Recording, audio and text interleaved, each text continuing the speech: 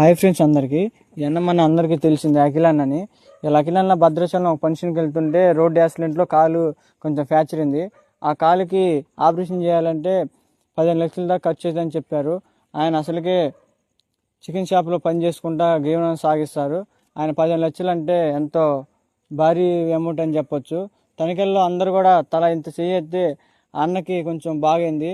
ఈ వీడియోతోని మనం కూడా ఎంతకంత సాయం చేసి అన్నని కాలుతో చూడాలని, అన్న మునుపట్లాగే నడవాలని అందరూ కోరుతూ అలా మీ తోచినంత ఎంతో కొంత 10 రూపాయలు ఎంతో కొంత ఇచ్చి అన్న కాలు మళ్ళీ తెప్పిద్దాం.